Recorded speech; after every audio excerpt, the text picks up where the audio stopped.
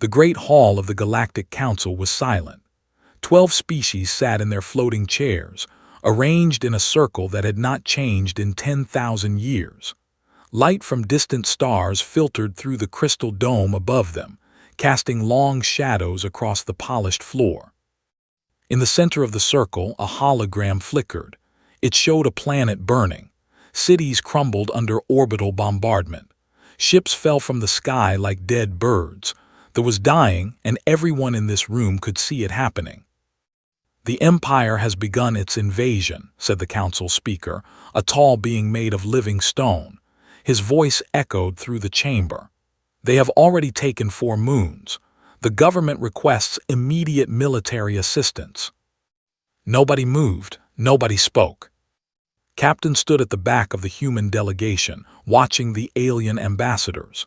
He was a tall man with gray at his temples and a face that had seen too many battles. His uniform was simple and dark, unlike the flowing robes worn by the other species. He noticed something in their eyes. It was fear. "They cannot be defeated," said the ambassador from the collective. Her skin changed colors as she spoke, shifting from blue to dark purple. "Their fleet numbers 8,000 warships. Their soldiers regenerate from any wound. They have conquered 47 worlds and lost nothing." "We should negotiate," said another ambassador, a small creature covered in soft fur. "Perhaps they will accept tribute. Perhaps they will spare the other systems if we give them." Felt his hands tighten into fists. He looked at Ambassador, who led the human delegation. She was a small woman with sharp eyes and silver hair pulled back tight. She had been a soldier before she became a diplomat, and that soldier was still inside her. Stood up. The motion was so sudden that several aliens pulled back in surprise. Humans had only joined the council 12 years ago. They rarely spoke at these meetings. They were considered too young, too primitive, too emotional to understand galactic politics. "Earth will send forces to defend," said. The silence that followed was different from before. It was not the silence of fear. It was the silence of shock. Then the laughter began. The stone-skinned speaker made a sound like rocks grinding together. The color-changing ambassador flickered through shades of yellow, which had learned meant amusement. Even the small, furry creature made a chittering noise that its translator rendered as laughter. "You cannot be serious," said a being that looked like a collection of floating lights. "Your species has existed for what? A few 100,000 years. You have been traveling between stars for less than 2 centuries. You know nothing of war." Did not sit down, she did not look away. "We know enough." "The regenerate," the ambassador said, speaking slowly as if explaining something to a child. "You shoot them, they heal. You cut them, they grow back. What will your primitive weapons do against beings that cannot die?" "We will find out," said. Stepped forward then, standing beside his ambassador. He had not been asked to speak, but he was tired of listening. "I am captain," he said. "I command the Earth defense vessel Unyielding. Give me 3 ships and I will go too. If we fail, you lose nothing but humans. If we succeed, you learn something important about us." The council members looked at each other, could see them thinking. Humans were useful for some things, they worked hard. They built good machines. But war, against it was absurd, it was suicide. And yet, why not let them try? "Very well," the speaker said finally. "You will have your 3 ships, Captain. We will also send 12 vessels from other species to observe. When you fail, the galaxy will understand why intervention is impossible." Bowed his head slightly. "Thank you for your confidence." 3 days later stood on the bridge of the Unyielding and watched his fleet assemble. The 3 human ships were not beautiful. They were thick and heavy, built for punishment rather than speed. Their hulls were from old battles. They looked like tools designed for ugly work. The 12 alien observer ships floated nearby. They were elegant things, all curves and light. Knew they would flee at the first sign of danger. That was fine. He did not need them to fight. Lieutenant Park walked up beside him. She was his tactical officer, a woman 10 years younger than him with quick eyes and quicker thoughts. She held a data tablet showing the enemy position. "Sir, the numbers are bad," she said. "They have 50 times our strength. Their weapons are better. Their ships are faster. Their soldiers heal from wounds that would kill us." Nodded, he had seen the same data. What else? Smiled, it was not a happy smile. "They have never fought humans before. They do not know what we are." "What are we, Lieutenant?" Thought about the question. She thought about human history. The ice ages when our ancestors had survived by sheer stubborn will. The wars that had nearly destroyed Earth a dozen times. The plagues, the famines, the disasters that should have ended humanity but never did. "We are the species that does not know how to quit," she said finally. Down in the lower decks, Sergeant Lee was checking his soldiers. He was an older man with a scar running down the left side of his face, a gift from the Mars Rebellion 15 years ago. His hands were rough from decades of holding weapons, and his eyes were the eyes of a man who had killed many times and would kill many more. His Marines stood in rows checking their armor and weapons. They were young, most of them, too young, thought, but that was always true. War was always fought by the young. "Listen up," he said, his voice filling the room. "The aliens think we are weak. They think we are soft. They think we will break when we see the—" He paused, looking at each face. "They are wrong. They do not know what humans are made of, but they will learn. They will learn and they will remember, and they will tell stories about this day for the rest of their miserable lives." A young Marine raised his hand. Private, barely 20 years old on his first real deployment. "Sir, what if we lose?" Laughed. It was a rough sound like gravel scraping against stone. "Then we lose, but we take as many of them with us as we can. That is what humans do. We make our enemies pay for every inch. We make victory so expensive that they wish they had never started the fight." Back on the bridge, Captain gave the order to move out. The fleet turned toward the system, toward a battle everyone believed they could not win. As the stars streaked past, Lieutenant spoke quietly. "Sir, the observers are already sending reports home. They are telling the council we are fools." Watched his face calm. "Good, let them watch. Let them all watch. When this is over, the galaxy will know what humanity can do." The unyielding pushed forward into the darkness, carrying 200 human souls toward the fire. None of them knew if they would return. All of them knew it did not matter. They were human. They had a job to do. The system was worse than the reports had shown. Captain stood on the bridge of the unyielding and looked at the destruction spread across his. 4 of the 7 inhabited moons had already fallen. Fires burned across their surfaces, visible even from orbit. Transport ships filled with refugees tried to escape, and fighters hunted them down one by one. "Enemy fleet count," Lieutenant said, her voice flat and professional. 3,000 warships in high orbit.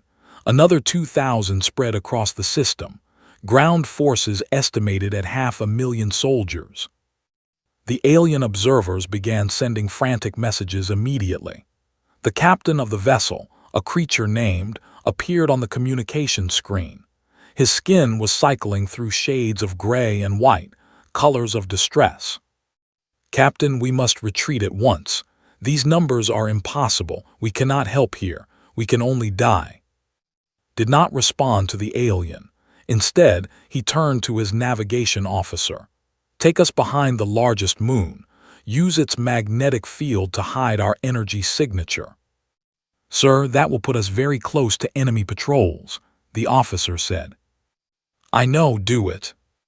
The human ships moved through the debris field of broken vessels and shattered stations.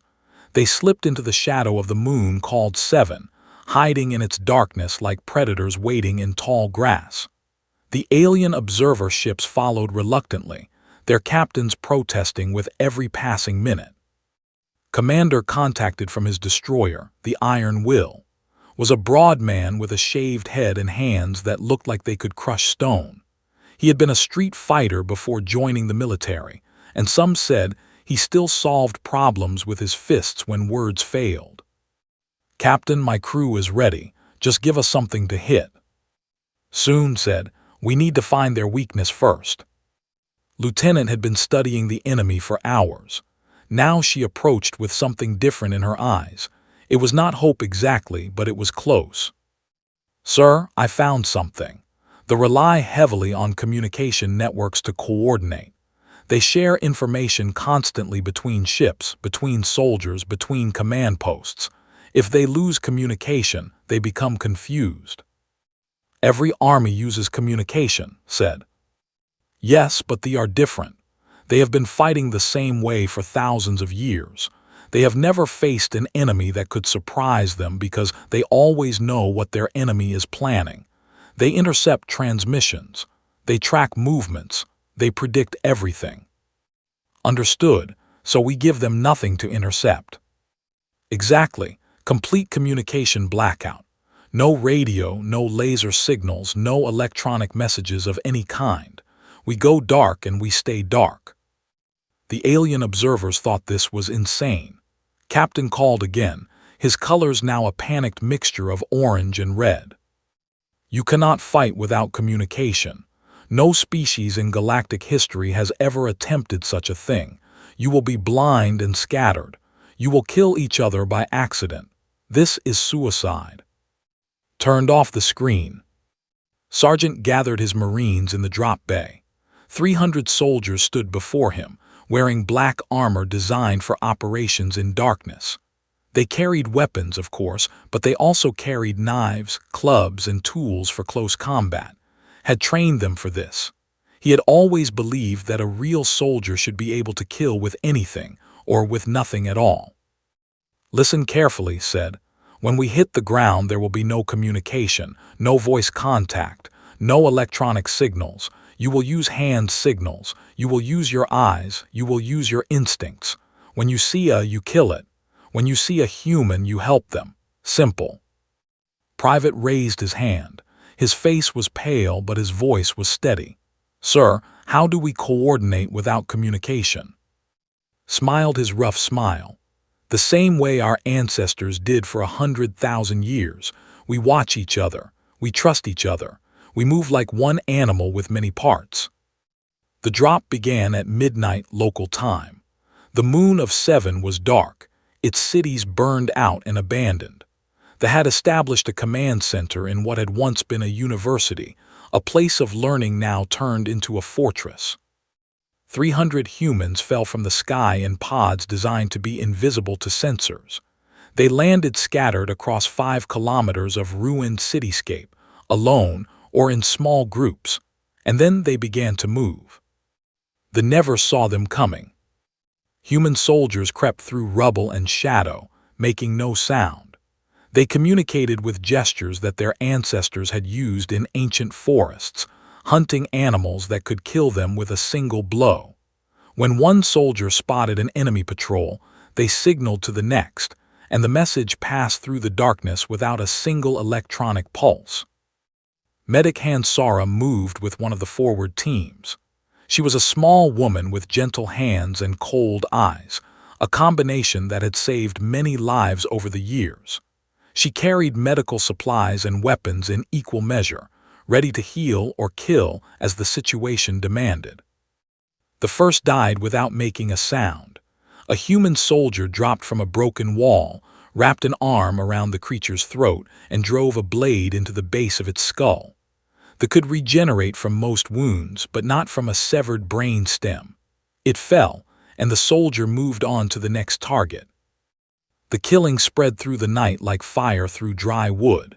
Human soldiers moved from building to building, shadow to shadow, death to death. They tried to call for help, but their communication networks were useless. They could not find an enemy that was everywhere and nowhere. By the time the commanders understood what was happening, 2,000 of their soldiers were dead. Private found himself in close combat for the first time when a warrior stumbled into his position. The creature was tall and covered in thick scales, with 4 arms and eyes that glowed in the darkness. It lunged at him with a blade that hummed with energy. felt the blade slice through his shoulder, cutting deep into muscle and bone. The pain was incredible. For one moment he wanted to fall. He wanted to give up. But something in him refused. He grabbed this arm with his good hand and pulled the creature close. He bit into its throat and tore. The screamed and stumbled back, picked up a piece of broken metal from the ground and drove it into the creature's eye. Then he did it again, and again. When the finally stopped moving, stood over its body, covered in blood, his arm hanging useless at his side. He looked down at his wound. He could see the white of bone through the torn flesh. He pulled out a field medical kit, applied chemical sealant that burned like fire, and kept moving. By morning, the command center had fallen. 300 human soldiers had killed 2,000 warriors. They had lost only 23 of their own. The alien observers watched the helmet camera footage in silence. They saw humans fighting through wounds that should have been fatal. They saw soldiers continuing to advance with broken bones and torn flesh. They saw Private, his arm destroyed, dragging himself forward to make his 17th kill. Captain sent a message to the Galactic Council. His colors were now a shade of white that his species only showed in the presence of something they did not understand. "The humans are not what we believed," he wrote. "They are something else, something we have never seen before, and I think perhaps we should be grateful they are on our side." Fleet hid in an asteroid field while waiting for supplies. Captain had ordered all ships to go dark, drifting among the rocks like dead things. It was a moment of quiet after the violence of the first battle, a time to rest and repair and think about what was coming. The alien observers requested a meeting. Captain and representatives from 4 other species came aboard the Unyielding, walking through its metal corridors with expressions of wonder and confusion on their strange faces. The human ship was so different from their vessels. It was rough and practical, built for function rather than beauty. It smelled of oil and sweat, and something the aliens could not identify. Later, one of them would describe it as the smell of predators. They gathered in the ship's small conference room. Captain sat at the head of the table, with Lieutenant on his right. The aliens arranged themselves on the opposite side, keeping distance as if they were not sure whether the humans might attack them. "We have questions," said. His skin was still that strange shade of white. "We have watched your soldiers fight. We have seen things we cannot explain. We need to understand." Nodded, asked. "How did your species become this way?" asked. "Our people evolved on a peaceful world. We developed intelligence to avoid conflict, not to seek it. When we reached the stars, we found that most species were similar. War was rare and always fought from a distance, with weapons that did not require physical courage." A small alien covered in scales spoke next. His name was, and he represented a species known for building the finest ships in the galaxy. "We have records of your planet, Earth. It is a death world. The gravity is crushing. The weather is violent. Predators fill every space. How did your species survive long enough to develop intelligence?" Lieutenant answered this question. She had studied human history and biology, and she understood what made her species different. "We survived because we were built to survive," she said. "On Earth, there were animals faster than us, stronger than us, with sharper teeth and harder claws. We should have died. Every rule of nature said we should have died." She pulled up an image on the room's display screen. It showed an early human, thin and weak-looking, standing on an open plain. "But we had something they did not have. We could run, not fast but far. We developed a style of hunting called persistence hunting. We would chase an animal for hours, sometimes days. We could not catch it in a sprint, but we could keep going after it collapsed from exhaustion. We ran our prey to death." The alien stared at the image, made a sound of discomfort. "You hunted by refusing to stop." "Yes, and that ability, that refusal to quit, became part of who we are. Our bodies can take damage that would kill other species. We can lose blood, break bones, suffer wounds that should be fatal, and keep going through pure will." Captain continued the explanation. But there is more. Earth did not just give us endurance, it gave us adaptability. Our planet changes constantly. Ice ages come and go, climates shift, disasters destroy entire regions. Other species would have died, humans adapted. He showed them images of humans living in deserts where temperatures could kill in hours. Humans living in frozen wastelands where nothing should survive. Humans living underwater in space, in places no living thing should exist. We do not wait for our bodies to evolve, said. We change our behavior, our technology, our entire way of life. We adapt faster than any species in the galaxy because we had to. The alternative was extinction. Was quiet for a long moment. This explains much, but there is one thing I still do not understand. Your soldiers fight through wounds. They continue after suffering damage that would stop any other creature. They regenerate, but your people do not. How do they continue? Thought about how to answer this. It was a difficult thing to explain to beings who had never felt what humans felt. We ignore the damage, he said finally. We feel pain just as you do. We know we are hurt, but somewhere inside us there is a voice that says the pain does not matter. The mission matters. The people we protect matter. Our own suffering is secondary. Far away, in the medical bay of the Unyielding, Medic Hansara was treating the wounded from the last battle. Private sat on a table while she worked on his shoulder. The wound was bad.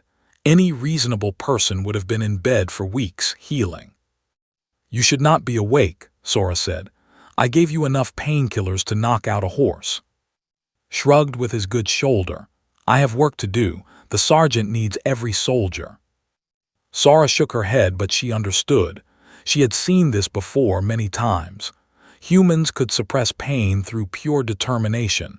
It was not healthy. It was not smart, but it was real. An old woman sat in the corner of the medical bay. Her name was, and she had been rescued from one of the fallen moons. She watched Sora work with wide, frightened eyes. Why do you do this? Asked. You could have stayed on your, though we're not attacking you. Why did you come here to die for people you do not know? Sora paused in her work. She looked at the old woman, and her cold eyes softened just a little.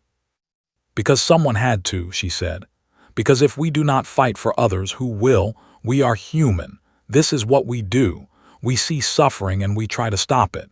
We see evil and we stand against it, even if it kills us, especially if it kills us. Meanwhile, across the darkness of space, the commander received reports of the battle on Seven. He was an ancient creature, the oldest and most experienced commander in the Empire. He had fought 100 wars and won them all. He had never known defeat. But these reports troubled him. Explain this, he said to his advisors. How did 300 creatures destroy 2,000 of our warriors? They attacked at night, Commander. They used no communication. We could not detect them. I understand their tactics. What I do not understand is their nature. Pulled up the recording from a fallen soldier's memory implant. It showed a human, small and fragile-looking, continuing to fight with half its arm hanging uselessly at its side. We regenerate. They do not. Yet they fight through wounds as if the wounds do not exist. How? His advisors had no answer. Made a decision then. These humans were dangerous, not because of their weapons or their ships, but because of what they were. They were something new, something that had never faced before. They had to be destroyed, all of them, every last one. He sent orders for the main fleet to assemble, 7,000 warships. It was the largest force that had gathered in 500 years. He would bring it to the system and crush these humans completely. Back on the Unyielding, Corporal Song sat at her communication station, listening to the void. She was small and quiet, with clever fingers and a mind that could find patterns where others saw only noise. She had been listening to transmissions for hours, piecing together fragments of their encrypted messages. Finally, she found what she was looking for.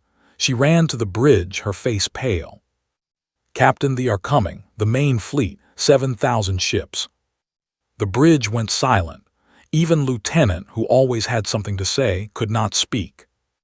7,000 warships, against 15 ships and a few hundred soldiers. The odds were beyond impossible. They were mathematical certainty of death. Sergeant heard the news in the barracks. He laughed, a rough and terrible sound, and pulled out his combat knife. 7,000, that is almost a fair fight.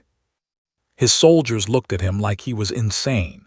Maybe he was, but insanity was better than fear, and had learned long ago that you could choose what to feel.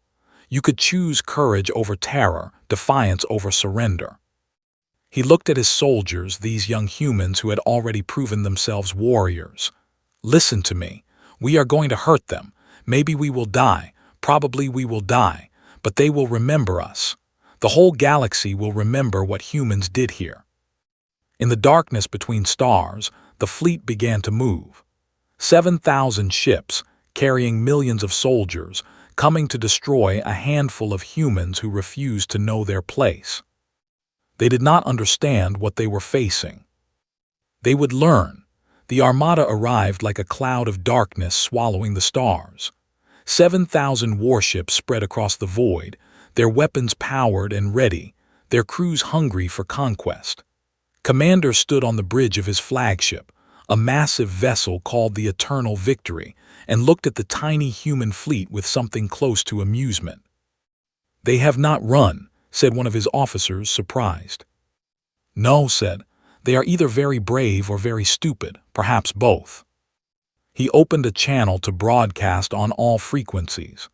Every ship in the system, every station, every person with a receiver would hear his words. "Humans of Earth, you have fought well for a young species, but this ends now. Surrender your vessels and your soldiers, and I will allow your population to live as servants of the Empire. Refuse, and I will hunt down every last member of your species and erase you from the galaxy. You have 1 hour to respond." The human fleet was gathered in a defensive formation above Prime, the last inhabited world in the system. 15 ships against 7,000. The alien observers had long since fled, running back to the safety of distant stars. Only the humans remained. Captain stood on the bridge of the Unyielding, looking at the wall of enemy ships filling his. His face was calm, as it always was. His crew watched him, waiting for orders, waiting for a miracle. He opened his own channel, broadcasting on every frequency, letting his voice reach every corner of the galaxy. "I am Captain of Earth. To Commander and the Empire, I have a response to your ultimatum." He paused. On 1,000 worlds, beings stopped what they were doing to listen. "We are humanity. We do not surrender. We do not retreat. If you want our worlds, you will pay for them in blood, and you do not have enough blood." The fleet began to move. The battle that followed would be studied for centuries. Military academies across the galaxy would analyze every moment, trying to understand how 15 ships held against thousands. Most would conclude that it was impossible, that the humans must have had secret weapons or hidden allies or some advantage that was not recorded. They were wrong. The humans had only themselves. The first wave of ships pushed forward in a standard attack formation. They expected the humans to fight in the traditional way, ship against ship, weapon against weapon. They were not prepared for what happened instead. The human ships scattered, breaking formation and diving into the debris field that surrounded the planet. The pursued, their larger vessels struggling to navigate the maze of broken moons and shattered stations. And then the humans struck. They used asteroids as weapons, attaching engines to massive rocks and sending them crashing into formations. They rammed damaged ships into enemy vessels, sacrificing machines to kill crews. They targeted engines and life support instead of weapons, leaving ships drifting and helpless rather than destroyed. "They are not fighting like soldiers," one of his officers reported, confused. "They are fighting like animals, like predators. They do not care about glory or honor. They only care about killing." Watched the battle unfold with growing concern. Every tactic the humans used was something his forces had never seen. Every move they made was designed to cause maximum damage with minimum resources. They were not trying to win a battle. They were trying to make victory so expensive that they would choke on it.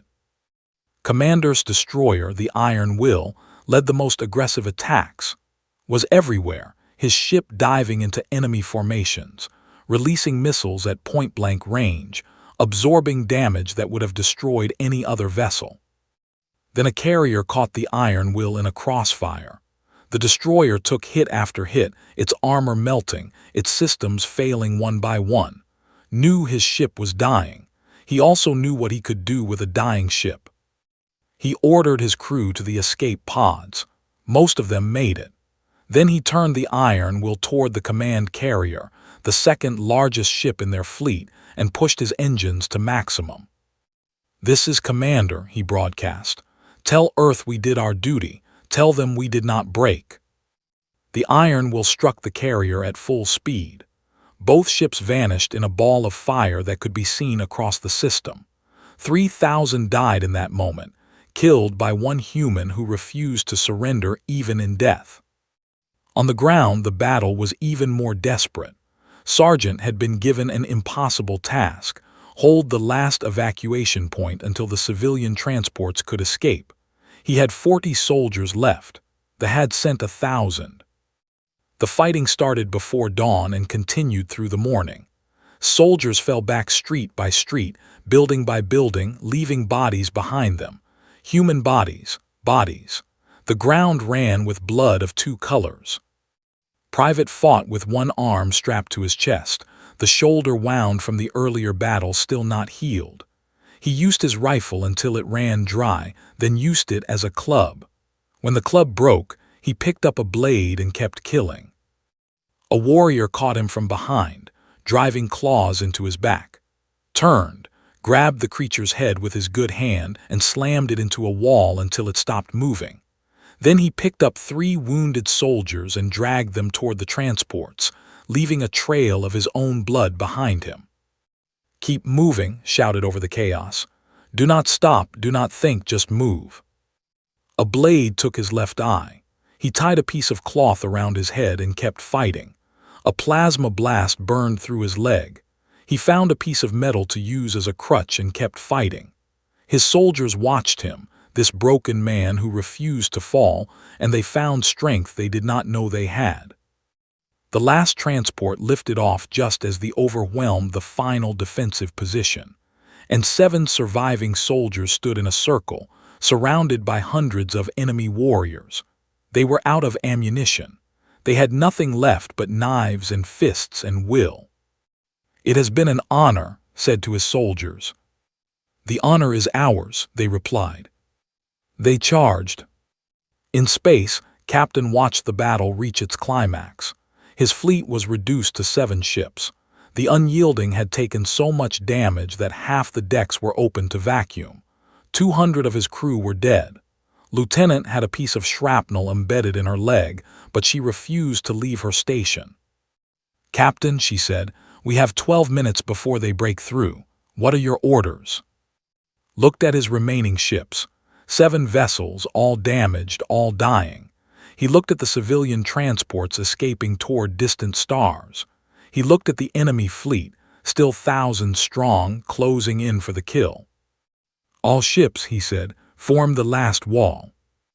The last wall was a formation from human naval history, a line of ships meant to absorb an enemy attack while others escaped. It had one purpose: to die slowly, to buy time with blood. The 7 human ships arranged themselves in a line between the fleet and the evacuation corridor. They would not run. They would not surrender. They would stand until they were destroyed. "It has been an honor serving with you all," broadcast to his fleet. "Today the galaxy learns what humans are made of. Make them remember us." The closed in for the final assault. 7 human ships against thousands. The end was certain. The end was close. But the humans did not look away. They did not flinch. They watched death approach and they smiled because they knew something they did not understand. They knew that some things are more important than survival. Far across the galaxy, the Galactic Council watched the battle through long-range sensors. They saw the human ships form their final line. They saw the courage that no one had expected from this young, primitive species. And something changed. "We cannot allow this," the stone-skinned speaker said. "We cannot watch them die alone." "The fleet is too strong," said another council member. "We would lose ships, we would lose lives." "The humans are losing ships. The humans are losing lives for us, for people they do not even know." The speaker stood, an ancient being of living rock, and for the first time in 1,000 years he looked angry. "If we do not stand with them now, we do not deserve to call ourselves civilized." One by one, the council members agreed. Orders went out across the galaxy. Ships began to move. The council fleet, 300 vessels from 12 species, turned toward the system. They pushed their engines as hard as they could. They hoped they would not be too late. The fleet hid in an asteroid field while waiting for supply ships from Earth. Captain Doe.